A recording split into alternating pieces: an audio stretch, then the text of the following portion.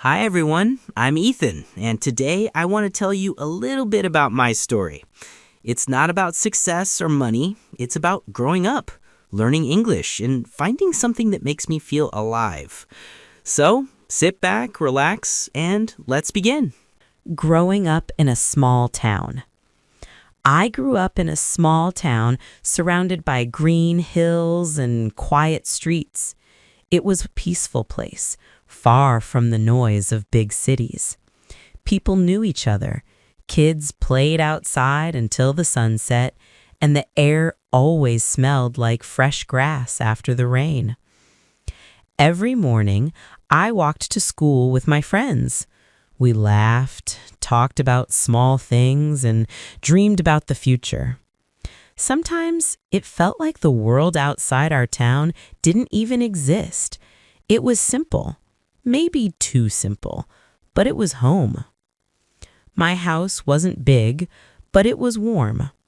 I had my own small room with a desk, a window, and a lot of drawings on the wall. I used to draw everything I saw: cars, trees, people, animals.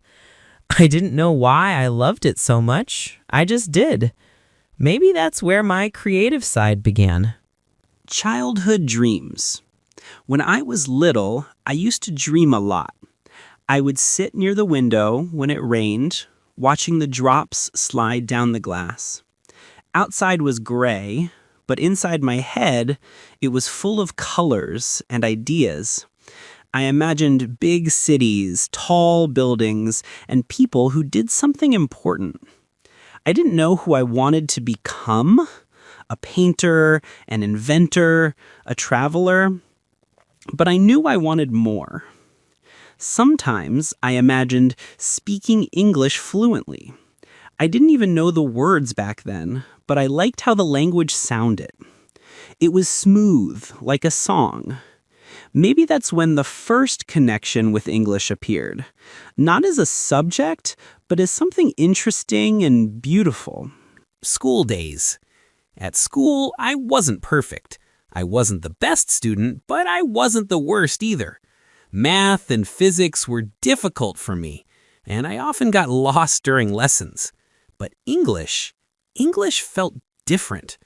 When we had English class, I was actually excited. It was like a small window into another world. I remember my first English teacher. She was kind, patient, and always smiled.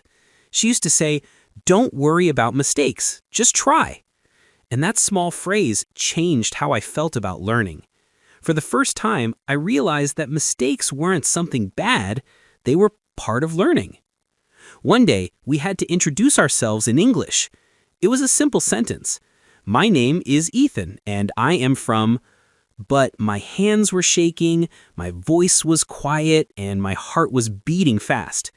Still, when I finished, my teacher said, "Good job." That moment stayed with me. It was small, but it made me believe I could really speak English someday. The quiet evenings. After school, I often went home alone. My parents worked late, so I had a lot of time to myself.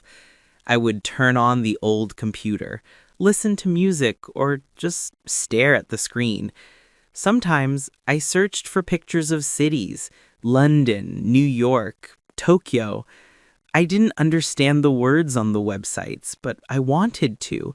I wanted to know what those people were saying, what they were writing. That curiosity was growing inside me, even if I didn't realize it yet. There were also evenings when I just went outside, sat on a bench, and looked at the stars. The town was quiet, only the sound of wind and maybe a dog barking far away. And in those moments, I often thought, what if my life could be different? What if one day I could go somewhere far, learn something new, meet people from other countries? It was just a dream, but every dream starts somewhere. The feeling of more. When I turned 15, I started to feel something new, like there was more waiting for me outside that small town. I didn't know what it was. Maybe a dream, maybe just curiosity. But I wanted to explore. to see what was possible. I didn't have much, an old computer, slow internet, and a lot of free time, but that was enough. That's where everything started to change. Because one simple click, one random video would soon show me the thing that would completely change my life. But that, my friends, is a story for the next part.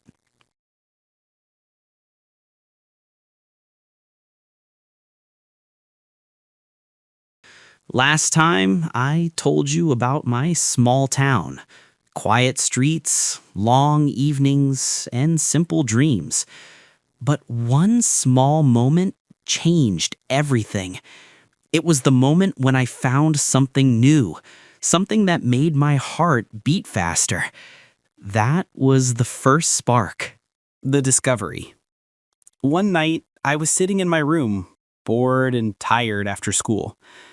I opened my old laptop and went on the internet, just looking for something to watch.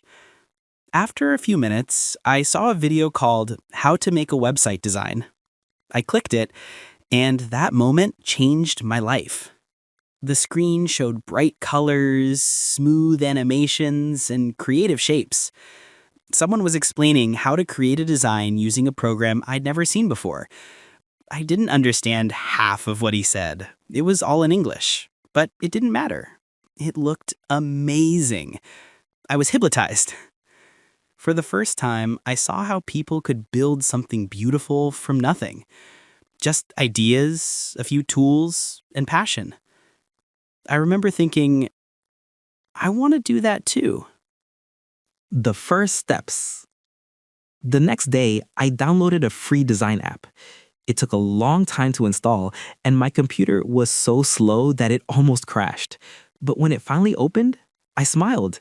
It felt like I had just opened a door to another world. The first few days were a mess. I didn't know where to start. Buttons, layers, shapes, everything looked confusing. I made terrible designs. Nothing looked like what I saw in the video. But I didn't stop. Every day after school, I came home, opened my laptop, and tried again. Sometimes I stayed up late at night, fixing one small detail for hours. I didn't notice time passing. I was just lost in the process. The feeling of creation. After a few weeks, something started to change. I began to understand how to mix colors, use fonts, and create balance. My design started to look better. Not great, but better. And every time I saw a small improvement, I felt proud. That feeling, when you create something with your own hands, it's hard to describe. It's like a fire that starts small, but then grows bigger every day. I didn't know it back then, but I had found my passion. I didn't tell many people about it. In my town, most people didn't really understand what design was. When I said, I'm learning design, they usually asked, do you mean drawing pictures? I just smiled and said something like that.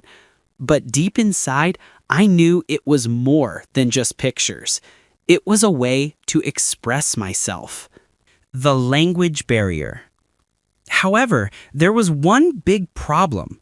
Almost all tutorials and guides were in English. I could understand a few words, but not enough to follow the lessons.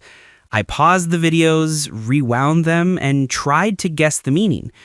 Sometimes I spent an hour just trying to understand one sentence. It was frustrating, but at the same time, it was motivating. I realized that if I wanted to become good at this, I needed to learn English. Not just a little, but seriously. That night, I made a simple plan. I took my old notebook and wrote, Goal, learn English for design. It wasn't about school grades anymore. It was about my dream. Learning step by step. I started with small steps. I watched short English videos every morning before school. At first, I didn't understand almost anything, but I started recognizing simple words like color, shape, and create. Then I wrote them down and tried to use them. I also changed the language on my phone to English. It was hard at first. I couldn't even find settings. But after a week, I started getting used to it. Every little change helped me learn faster. Sometimes I even talk to myself in English while working on a design. Simple things like, let's move this, or this looks better. It felt funny, but it worked. Bit by bit, English stopped being something scary. It became a part of my creative process. The dream becomes clear. Months passed and I could see my progress. My designs improved and my English got better. I was learning both at the same time. Two skills growing together. It was like my brain finally found what it was looking for. I realized something important. You don't need to be perfect to start. You just need curiosity, a bit of courage, and time. That's all. One small moment, one random video started a journey that changed how I see the world. And I was just getting started. And the next part, I'll tell you how learning English and design together opened doors I never thought existed, and how it shaped my life completely.